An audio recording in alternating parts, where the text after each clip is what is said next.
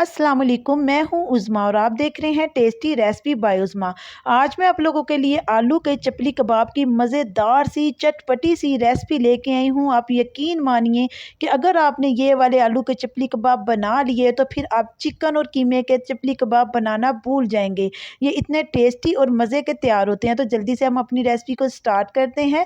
बिस्मिल्लाहिर्रहमानिर्रहीम। इधर लूँगी आलू जिनका मैंने छिलका उतार के इनको बॉयल कर लिया है और एक मैशर की मदद से मैं इसको अच्छे तरीके से मैश कर लूँगी। तो सबसे पहले मैं इसमें डालूँगी अदरक और लहसुन का पेस्ट, वो है 1 टीस्पून के बराबर, और हाफ़ प्याली में इसमें डालूँगी धनिया और पुदीने की। और इधर है मेरे पास ज़ीरा, 1 टेबलस्पून मैंने पिसा हुआ ज़ीरा ऐड किया है। एक दरमियाने साइज़ का टमाटर जिसके बीज निकाल के मैंने उसको चॉप कटिंग में काटा हुआ था वो ऐड कर देंगे। एक दरमियाने साइज़ का प्याज जिसका पानी मैंने अच्छे से निचोड़ लिया था और उसकी मैंने चॉप कटिंग की हुई थी। अब मैं डालूँगी इसमें तकरीबन 5 से 6 अदद दरमियाने साइज़ की बारीक कटी हुई हरी मिर्चें।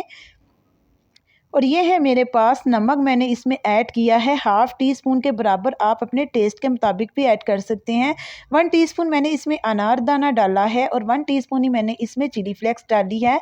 और मैंने इसमें रेड चिली डाली है तकरीबन हाफ़ टी स्पून के बराबर, और हल्दी भी मैंने इसमें थोड़ी सी ऐड कर दी है। और मैंने इसमें 3 टेबल स्पून जो है बेसन के ऐड किए हैं, और हाफ़ प्याली मैंने इसमें ब्रेड क्रम्ब जो है वो ऐड कर दिए हैं। तो इन तमाम चीज़ों को आपने डाल के अपने हाथों की मदद से अच्छे तरीके से मिक्स कर लेना है। और एक चीज़ मैं आपको बताना भूल गई हूँ, मैंने इसमें धनिया पाउडर भी ऐड किया, वो भी मैंने इसमें 1 टेबल स्पून ही डाला था।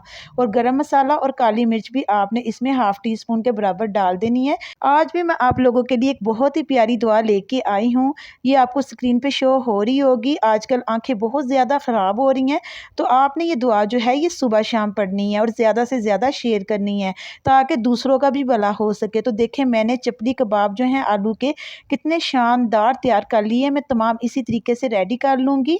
और इधर लेंगे एक अदद पैन, उसमें मैं डालूँगी हाफ़ कप ऑयल का, और ऑयल को मैं अच्छे तरीके से गर्म कर लूँगी।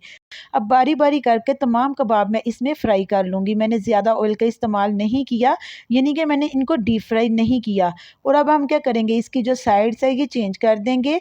और इधर मैं आपको आँच का भी बता दूँ, आपने इसको मीडियम आँच पे रख के फ्राई करना है। बहुत ही मज़े के क्रिस्पी से ये कबाब बन के रेडी हो जाते हैं और खाने में इंतहाई लजीज और मज़े के हैं।